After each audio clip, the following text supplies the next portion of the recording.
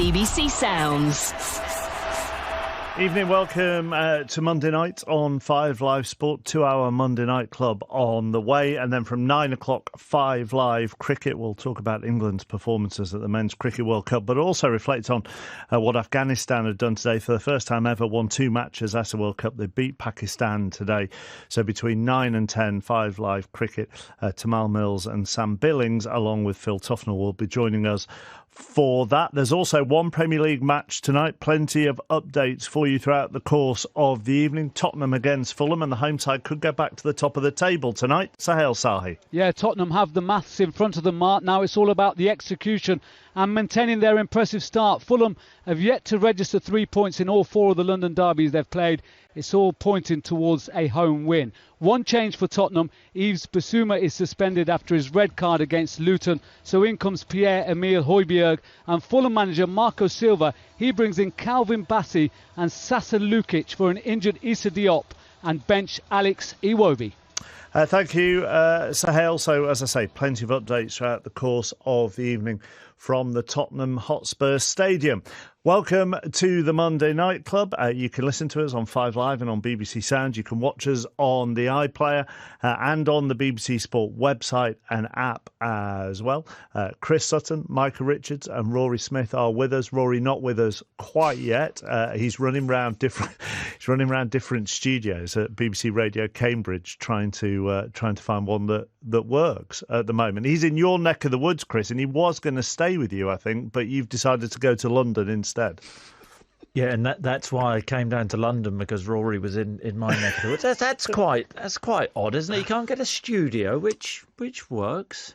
Well, that's what he's saying, yeah. And he's trying to get the Wi-Fi to work so we can see him as well. So he's just struggling. Chappers. What? If that was me, you'd be taking more than Mick out of Rory. Somehow the elegant and eloquent Rory somehow gets away with it. Absolute shambles. Agreed. Well, we're here. We know what time it's on every single week. Sort you. Well, the thing is, I actually was going to start with something that takes the mick out of Rory, but it's pointless doing it until he can hear it. So when he's here, I will read that email out. You can get in touch with us this evening, mnc@bbc.co.uk, at 5 Live Sport. You can even text 85058. Now, if you are a regular listener of the show, you will know that quite often we avoid talking about Aston Villa when they're doing well, because the regular producer of the show, Rory, is an Aston Villa fan and doesn't want us to curse Aston Villa when they're doing well. However, he's off on half term this week. As in his child's on half term. He's not 12, right? Right. So he's off on half term with his family this week. So Claire is producing tonight. She doesn't care whether we curse Aston Villa or not. So we're going to start with Aston Villa. We don't need Rory for this bit, and we don't even need to book a Villa player as a guest or a former Villa player, because we're in the company of 2 Villa legends virtually every week on the Monday Night Club with Chris and Micah. So Micah, do you want to go first? I think the reason why we don't talk about Villa, because the Villa fans don't like me and Chris. I think that. Hang on a minute. You speak for yourself here, Micah. This may come as a surprise to some of you, but our Spanish football expert Guillaume Balaguer joins us on the Monday Night Club. We'll bring Rory in a second. Did he arrive at Villa, do you think, with a point to prove to the English footballing public? Did he feel that? Oh, absolutely. But he won't say that. Thank you very much, Game. Obviously, you're joining us for a bit longer on this, but I just want to say thank you because you were there right from 7 o'clock and ready to go. Let's bring Rory Smith into the conversation now on the Monday Night Club. I think the other thing here, and Guillaume's alluded to it there, is that a structure was already in place that allowed him to then implement his own structure as well, rather than trying to fit into what was wanted at Arsenal and Paris Saint-Germain. Should point out, first of all, that I could hear the barrage of unwarranted criticism at the start of the show. Thanks to all 3 of you for your support in a technological matter that wasn't really under my control. It's not my fault. Happy to take responsibility, as always, but, ultimately there's nothing I can do. I do have a really nice purple microphone, though, which I'm really enjoying. This is an excellent colour of microphone from BBC Radio Cambridgeshire. I think... You can make the argument, can't you, that Villa were probably underperforming prior to Emery's arrival. They did have a decent squad. They did. MNC at bbc.co.uk if you want to get in touch with us. Chris sent us this at 6 o'clock this evening. Villa deliver another almighty spanking to a European contender. Watkins' run for Golden Boot continues. A 10-plus Villa Park win run and one of the rise transformation stories of the decade. So I'm looking forward to, on the Monday Night Club, another 90 minutes on Manchester United and VAR and maybe another classics lecture. Maybe when we lift the Champions League in 2057, we'll get a 5-minute segment on the Monday Night Club. So, Chris, thank you very much for your email. I hope you enjoyed that half hour on Villa in 2023. I agree. I agree with a small part of what you're saying, but, to sort of go back and just sort of put everybody in the same basket that we were just like playing and then going and having 12 pints and going clubbing after games and eating kebabs. I don't think that's fair on. Okay. I mean, I take that point as well. Not everybody was doing that. Or have you ever thought that the rest of your team were doing that, but they just never told you? That's one of the most horrible. That's one of the most horrible things that you have ever said to me on here. MNC at bbc.co.uk if you want to get in touch. Chris, who emailed us at 6 o'clock, has now emailed us at 7:35, simply saying, I stand corrected.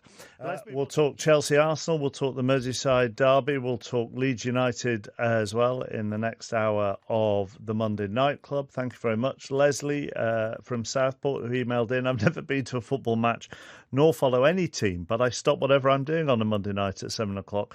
I love listening to you guys. It's interesting and so very amusing. In the next hour, I'm going to read an article from a Hungarian psychologist, so you may change your mind on that. Richard Foster with the news at 8 o'clock. Listen on BBC Sounds. This is BBC Radio 5 Live. Thanks, Mark. Good evening. Hamas is reported to have released 2 more hostages. They're thought to be elderly Israeli women. A spokesperson for the militant group's armed wing says the release was for humanitarian reasons, medical reasons. In her last appearance, the Sherlock and Mr. Selfridge star scored 31 for a foxtrot to Everywhere by Fleetwood Mac. It takes just one day to overcome your opponents. One day to fill your nation with pride. One day to become a hero. Now, listen on BBC Sounds. This is 5 Live Sport, the Monday Night Club with Mark Chapman. Listen on BBC Sounds. Another hour of the Monday Night Club on the way. 5 Live cricket from 9 o'clock. And during the next 2 hours, plenty of updates from Tottenham. This is the Monday night game. Fulham are their visitors. Sahel Sai. Yeah, we're just underway here at the Tottenham Hotspur Stadium. Mark, a minute played. Tottenham 0, Fulham 0. Tottenham. I wonder, and we're going to bring former England goalkeeper Paul Robinson into this discussion now. I wonder whether everything that Chris and Micah have just been debating is the whole problem with having 2 goalkeepers who could be number ones, which is whenever anything happens, such as the Mudryk goal, which some people will say is a fluke and some people will say he meant it, and some people might wonder where Raya was and all of that. But as soon as you create this absolute competition, then we come to this debate more than we would. I mean, people aren't having this debate about Onana at United. I mean, they may say he's struggling, but they aren't debating they don't know the Manchester United number 2's name. Most people, with the greatest respect. Yes, Mark. and that's my point, Paul. Yeah, no, I mean, I think Mikel Arteta's created the situation himself by what he said in the press. Monday Night Club with Chris Sutton, Rory Smith and Micah Richards. Let's just go into the EFL. Leeds have gone third after coming from 2-0 down to beat Norwich on Saturday as Daniel Farker returned to Carrow Road. We can talk to Simon Ricks from the Don't Go to Bed Just Yet podcast. Evening, Simon. Hello there. How are you? I'm very well, thank you. But before we get on to the current state of Leeds, just tell us what you've been doing recently. Well, it was international break, wasn't it? So I decided me and my friend decided to go to Uruguay to see Marcelo Bielsa, and we decided to take him a present. So we hiked over there with a huge box containing a bucket, the seat bucket thing that used to sit on at Leeds. This very day. There was one other thing I was going to say, which was just a few years ago, I did a dinner for UNICEF for Manchester United at Old Trafford in one of their corporate suites, and it was full, and it's dark, and you do one of these things at the start of the dinner. You know, people who will go to dinners will know, you do like red or yellow cards or heads or tails to whittle down the room to win a prize. And we were doing something similar. They would play a clip of a match, and you had to decide whether the goal was scored or not. And I don't know, you either put your hand on your head or hand on your arm or whatever, whether there was a goal or not. And you whittle it down to about 15 people, and it's dark, and you can't really see who's been playing. And the prize was to lead Manchester United out of the tunnel as a mascot at a game at Old Trafford. And it gets down to the last 15. I say, right, ladies and gentlemen, we're down to the last 15. Those who are still standing, if you just like, you may make your way to in front of me on this dance floor so I can see everybody. And everybody came forward. And then the last two people who came forward with a chance to lead Manchester United out of the tunnel were Sir Bobby Charlton and Lady Norma Charlton. I remember saying, I think, Sir Bobby, if you wanted to, you could lead United out of the tunnel whenever you wanted to. And he still wanted to play that game at that UNICEF dinner. Micah, Rory, Chris, thank you for being with us on the Monday Night Club. We are going to end for the next 5 or 6 minutes with tributes that have been paid over the weekend by those who knew Sir Bobby Charlton. I was lucky enough to see Bobby Charlton play when I was a young boy. He was in many ways one of my heroes, and many people's heroes. Manchester United on the attack once again. Centre along one up to the header by Charlton. It's there! It's a header by Charlton, a great goal. We've been so fortunate that we've produced some wonderful players over the years in the North East, but none better than that guy. He was iconic, he was a legend, and he'll be remembered forever because of who and what he was. I mean, he had an unbelievable career, but he was such a nice guy. He was so down to earth, and whenever you were in his company, there was always just kindness came from him. How are you doing? What are you doing? What are you up to? Where are you going? He was a wonderful man. Umberto with no trouble turns it across the penalty area. Chance for Charlton, and it's there! Bobby Charlton makes it 4 for Manchester United. I mean, is there been anybody better? And certainly in Manchester United's great history, and of course for the country, when you consider the amount of goals he scored, and he's from a midfield player, and left foot, right foot. We hear all these incredible words about him, all these stories about him, and they're all true. I mean, people who came into contact with Sir Bobby will have realized that here you have a very humble, ordinary man who became a football player and achieved extraordinary things on the football pitch. You know, he was from the North East, and that usually carries with it a certain sense of humility, and he had it in abundance. I mean, I remember when I first went, every week he'd come into the changing room, you know, before the game, wish you the best of luck and have a cup of tea with you. And I'm sitting down, and he's giving me a little bit of just going out and enjoying it. We'll win today. And after he goes, I was thinking to myself, dear me, there's the great Bobby Charlton, just wishing me the best of luck. I had to pinch myself, you know. Back to Charlton, this could be it, it is! And that could be the goal that puts England in the final. Bobby Charlton was synonymous with English football for such a long time. He was one of those people that you could go to a country where no one spoke English in any part of the world, and people would say, Bobby Charlton. Well, when you look at the goals that he scored, not only was he a great goal scorer, he was a scorer of great goals. I mean, that shot of his was pretty iconic, wasn't it? I mean, if any youngsters are looking at how to hit a football, then look at how many times he did it over the years. Some of the great goals that he scored, wow, were just unbelievable. What he did, I mean, first of all, survived the Munich air disaster. You know, seeing so many of his teammates, his best friend as well, not surviving it, being read the last rites 3 times, I think it was. Very uncertain if he was going to survive. And then, of course, he did. And the two of them were like the main characters in the rebuilding of Manchester United. Bobby Charlton coming up to the royal box below us now to receive the cup on the night of nights here at Wembley. The terrific roar of the crowd as he shakes hands, moves along the line. He comes up to collect the cup. A magnificent cup it is too. He'd come into the dressing room before every game, after every game. He would be encouraging. He would listen to you. He always projected that you were the one player that he really wanted in the team. If you didn't know football at all and you hadn't seen any football, then you would just think he was this normal guy who would never achieve what he did, because he was just so down to earth and so honest and and just so humble about everything. He was a real gentleman and so incredibly modest for someone that had achieved so much in the game. He just seemed so humble all the time. But he also had an aura about him, which I think is probably, I think aura comes from the not necessarily from the person, but how you view that person. And it just felt like whenever I was with him, it was like footballing royalty. A legend, a giant. His achievements are so immense and huge, global. If you see the facts he achieved, it's incredible.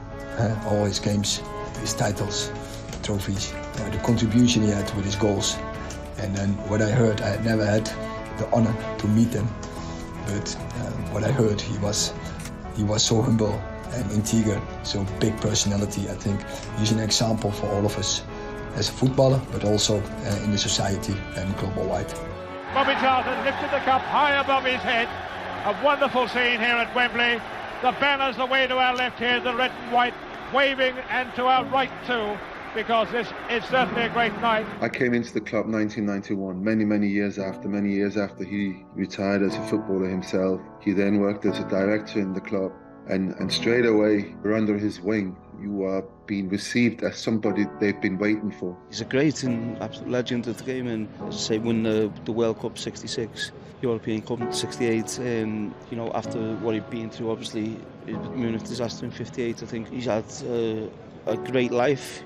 There was my dad and Shea Brennan and Bobby Charlton, and the three of them were inseparable, and they were just unbelievably good friends. And whenever they got together, all I can remember is laughter.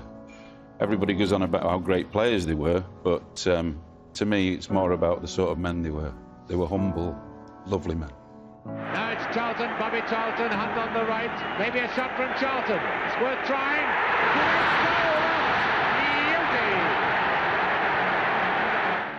The standard of play, the standard of player was so good. Every team that you played against, was a really tough match, hard match. And I remember when we won the match, we beat Germany in the final 4-2, and our Jack said to me, he said, well, what about that kid? And I said, well, our lives will never be the same again after this. There has never been a day since that someone hasn't mentioned the World Cup in 1966. I mean, 17 years and 758 games for one of the biggest clubs around, and when you look at some of the great players that have been at that football club, then everyone will tell you how much he stood out above all of them. Everywhere we went, even though we're Man U, all across the world, the first person that anybody would ask about is obviously Bobby Charlton. Anywhere you were in the world, he was a great footballer and a great man.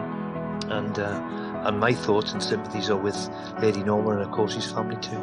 I'm really proud of what I've done, and if I've passed on a few things, that people will remember, I'd like to think that too. 5 Live on a Monday evening paying tribute to Sir Bobby Charlton. If you missed any of the Monday Night Club, you can listen to the whole thing again via BBC Sounds, a shortened version available as a Football Daily. Tottenham lead Fulham by a 0-0 in the Premier League. The second half has just got underway, and we'll do 5 Live cricket with England bottom of the World Cup table after Richard Foster in the news.